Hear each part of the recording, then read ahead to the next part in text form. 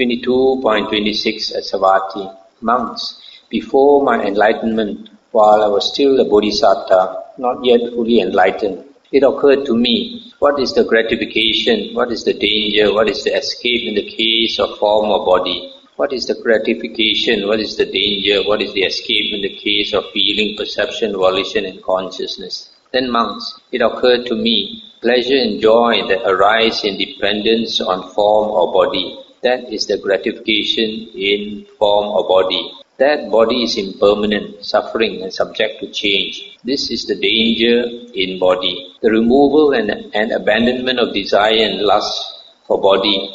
This is the escape from body. Similarly, the pleasure and joy that arise in dependence on feeling, perception, volition and consciousness. That is the gratification. That the aggregates are impermanent, suffering and subject to change. That is the danger in the aggregates. The removal and abandonment of desire and lust for the aggregates, this is the escape from the aggregates. So long, monks, as I did not directly know as they really are, the gratification, the danger and the escape in the case of these five aggregates subject to clinging, I did not claim to have awakened to the unsurpassed perfect enlightenment in this world with its devas, maras and brahmas, in this generation with its ascetics and brahmins, devas and humans. But when I directly knew all this as it really is, then I claim to have awakened to the unsurpassed perfect enlightenment in this world. The knowledge and vision arose in me. Unshakable is my liberation of mind.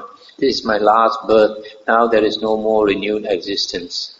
This sutta, there is a more detailed explanation of it, I think in the Majjhima Nikaya. So here the Buddha is saying, what is the gratification, like in the case of body? That means what is the satisfaction in the case of body? He says the pleasure and joy that arise in dependence on the body, that is the gratification. So in the other more detailed sutta, it talks about the gratification of body is like because the body gives you pleasure. So they say that imagine a young girl, 15 or 16 years old, in the prime of life, looking at the most beautiful. That is the gratification of form. And what is the danger? The danger is that the same beautiful girl, after a few more years, she's 80 or 90 years old, and you see she's hunchback, all the hair turned white, maybe with a bald patch at the top, the hair also, the teeth also gone, skin wrinkled, and looking so ugly looking. That is the danger of form, the Buddha said. And then another example, the Buddha said, suppose this girl, even before she's old, maybe at the age of 40 years old, she got cancer. And then she's stricken on the bed, cannot help herself, seriously sick with cancer.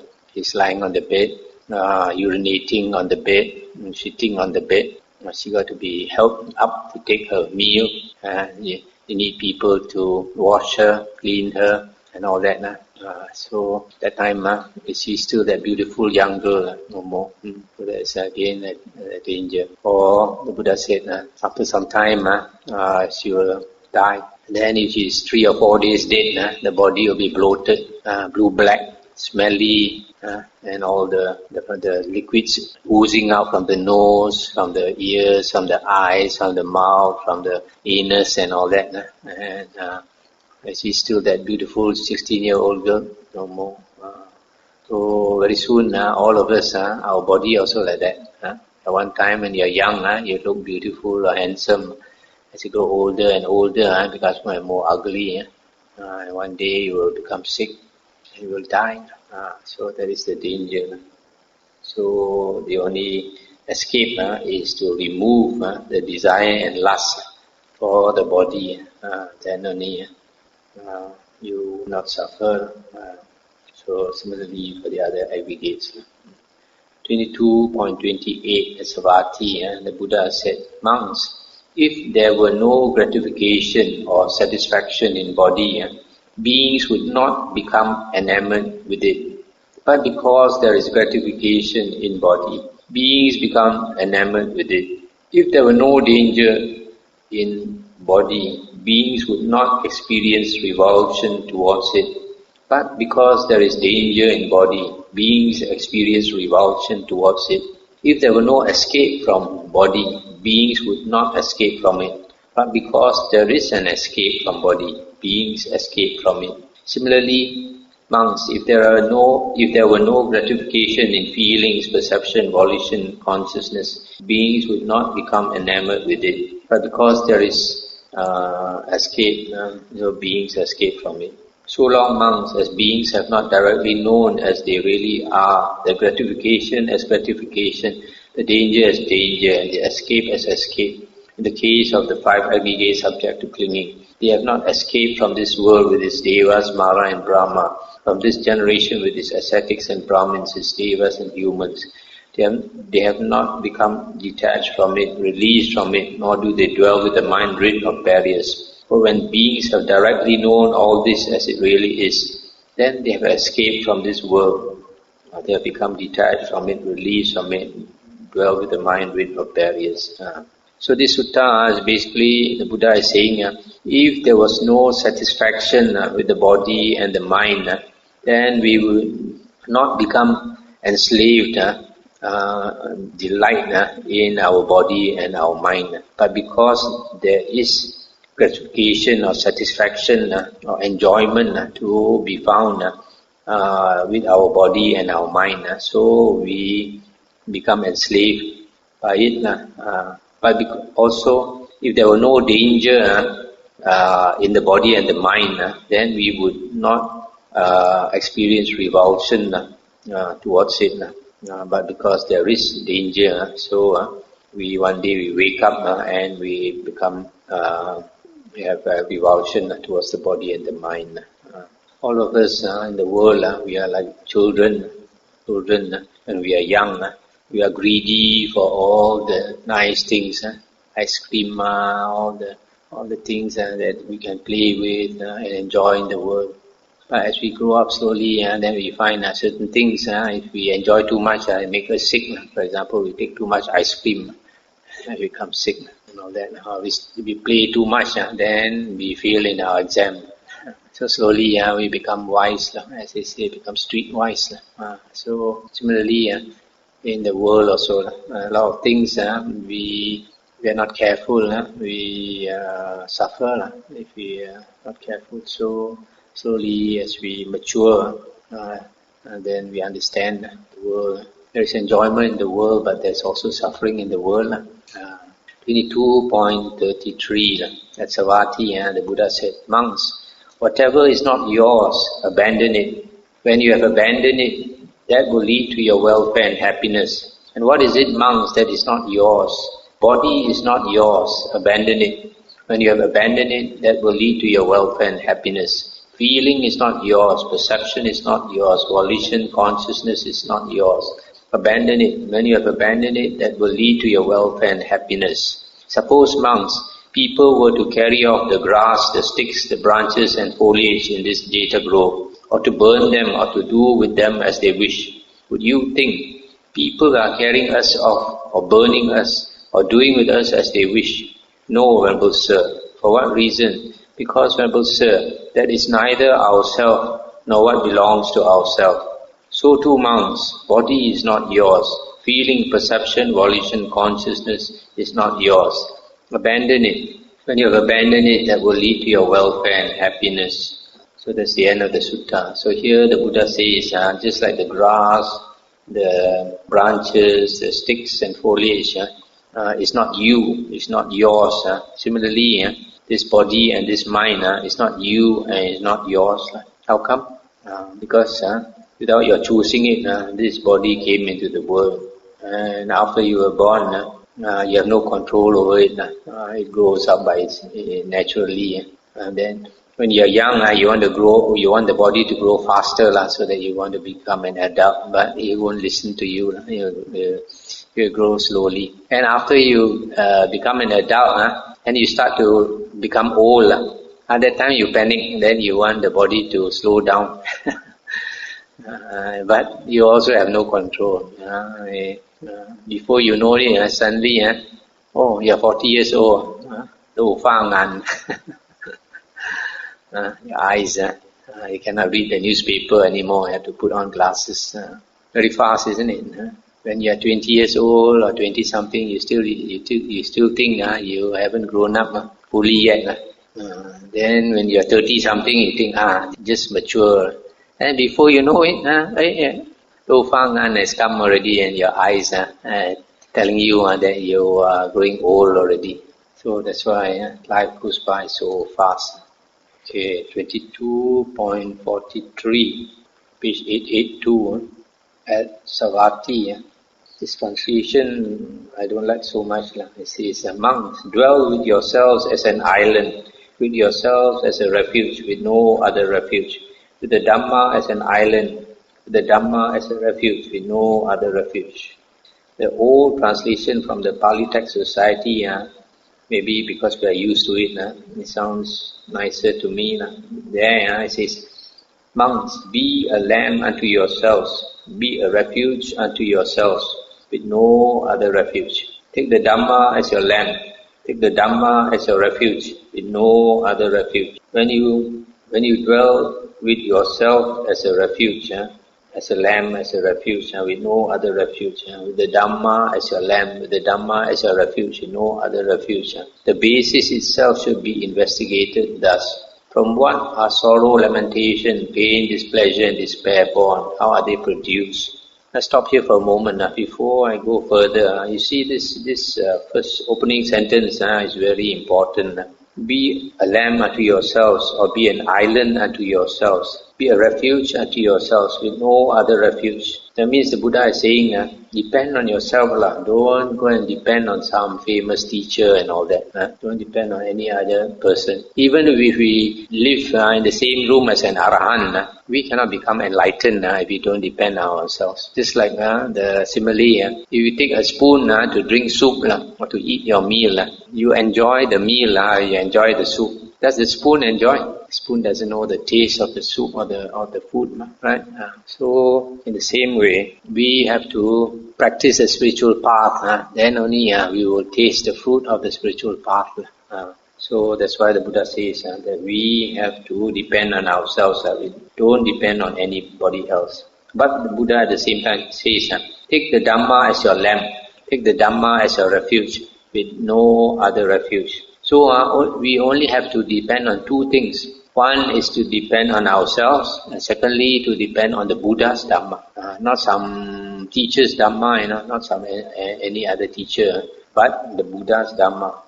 The original Dhamma of the Sammasambuddha, which is found in the earliest Nikayas like this. So here the Buddha says you should investigate from what are sorrow, lamentation, pain, displeasure and despair born? How are they produced? In others, where does suffering come from? And monks, from what are sorrow, lamentation, pain, displeasure and despair born? How are they produced? Here monks, the unlearned ordinary person who does not see Aryans, is unskilled and untrained in the Dhamma, who does not see superior persons and is unskilled and untrained in the Dhamma. He regards the body as a self, or self as possessing body, or body as in the self, or self as in the body. That body of his changes and alters. With the change and alteration of body, there arises in him sorrow, lamentation, pain, displeasure and despair. Similarly, with feeling, perception, volition as consciousness. So here the Buddha says the origin of sorrow, lamentation, pain, despair and all that comes because a person, an ordinary person, does not associate with Aryans, does not know the Aryan Dhamma, does not train in the Aryan Dhamma. So because of that, he regards the five aggregates as the self, or as belonging to the self, or as being in the self, or the self as being in the five aggregates. But the five aggregates must change because it's the nature of everything in the world to change. So when the five aggregates change and he is too attached to the five aggregates, then when they change, he cannot accept it. So sorrow, lamentation, pain, displeasure and despair arise. That is how suffering comes about. But monks, When one has understood the impermanence of body, its change, fading away and cessation, when one sees as it really is with correct wisdom thus, in the past and also now, all bodies are impermanent, suffering and subject to change.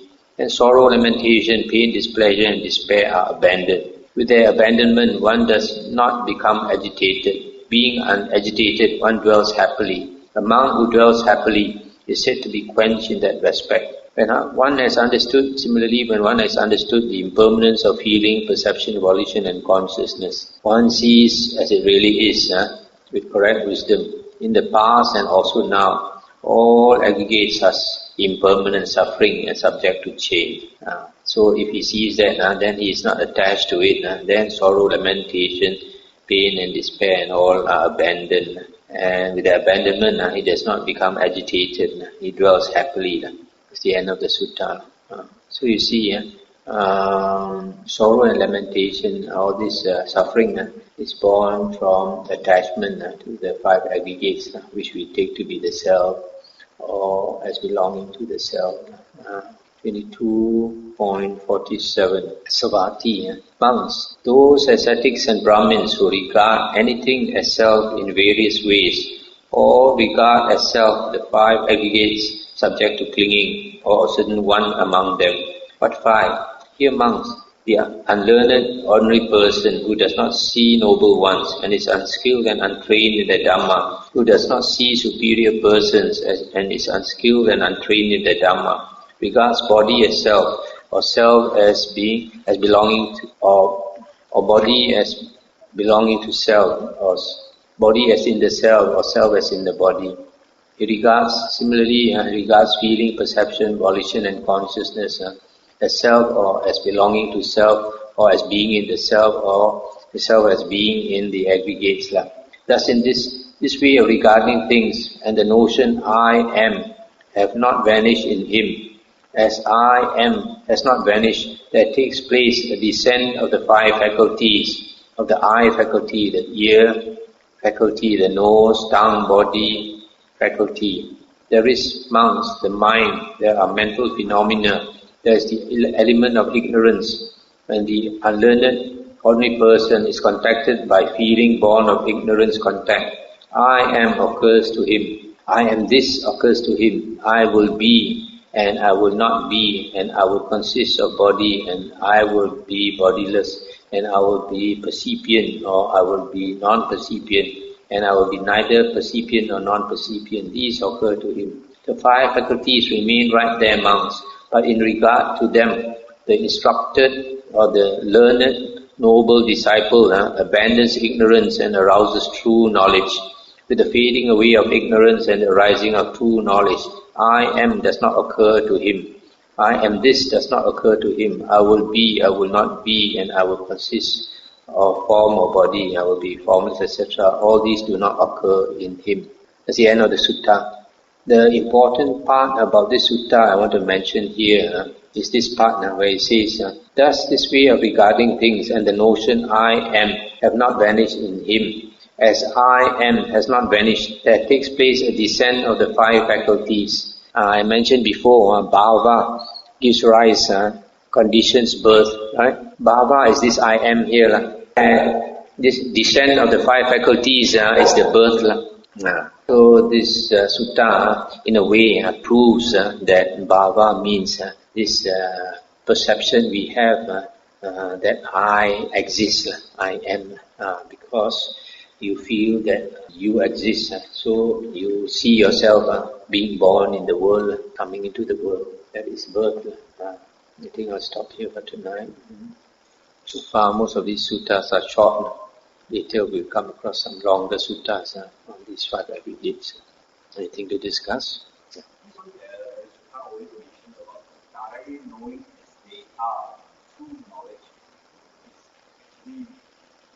That means seeing very clearly.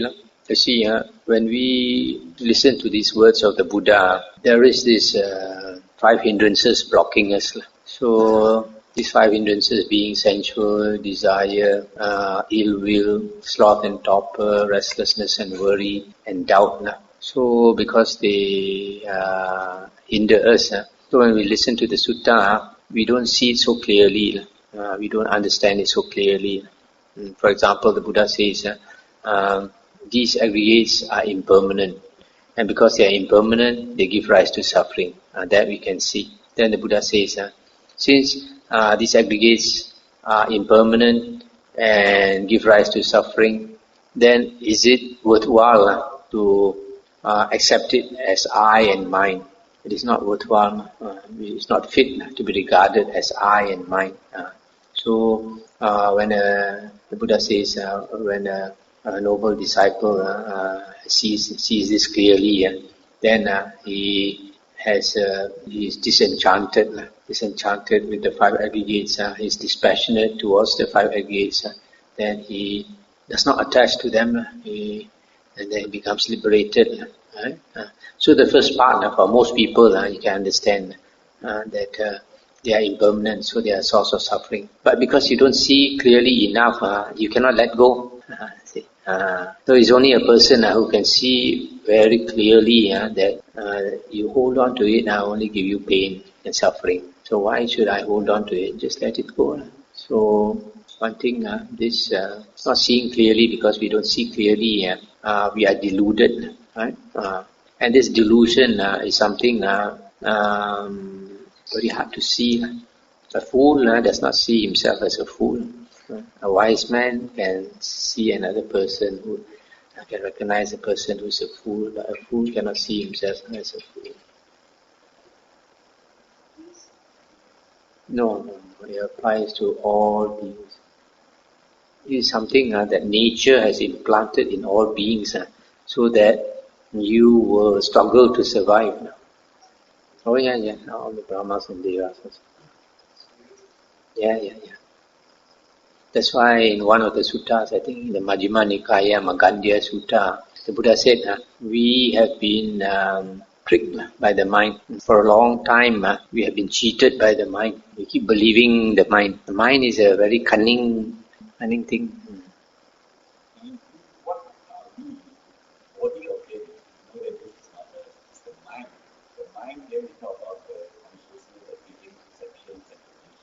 Yes, you see, because for most people, this is all we know. Just like for most people in the world, the only happiness they know is through sensual pleasure. Eat, drink and be merry. That's all they know. So of course, naturally, they will want to enjoy this because they don't know of anything more superior. But when you know of something more superior, for example, you are given the chance to enjoy heavenly bliss. Then when you enjoy heavenly bliss, then earthly bliss you don't want already. So in the same way, we attach to this world of the external world of the five senses, and we take this body and the mind to be the self, because we know of no other self. So we have to go and meditate into our mind. When we go and meditate and we go deeper into our mind, slowly the body and these six consciousness start to fade away. Then when the six consciousness starts, and the mind and the body and the six consciousness starts to fade away, the world starts to fade away, then only you realize, this body and this mind that I took to be the self is not the self. It's just like when you are in the dream. When you are in the dream, you take that person in the dream to be yourself, and then you are running for your life because somebody wants to murder you, or you see a ghost or something, you're so scared. And then after that you wake up from the dream. And when you are woken up from the dream, then you tell yourself, that was just a dream only. No reason for me to be scared now. That was just a dream. Now I've woken up. So in the same way, we have not woken up from samsara. So we take this body and the self to be mine now, because that's all we know. It's only when we meditate, the Buddha says, we go deeper, and then the world slowly melts away. Then we realize there is something else.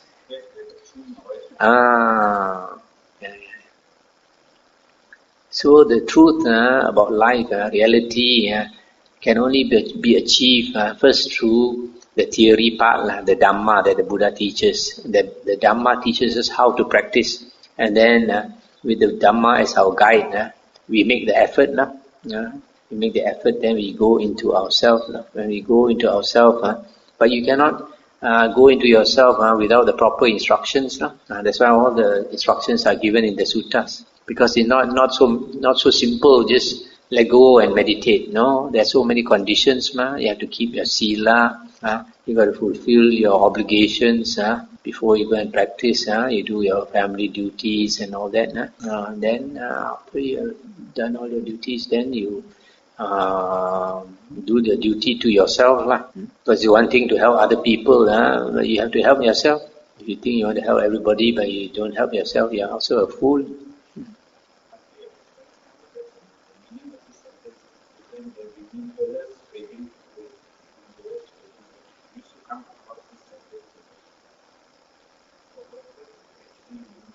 Nothing remaining. Even all the attachment, they're given up. No more, totally no more attachment, no more clinging. That one you can only understand when you go into your mind. It's not so simple, it can be explained by words. It can be explained by words, and the Buddha explained that everybody become enlightened already.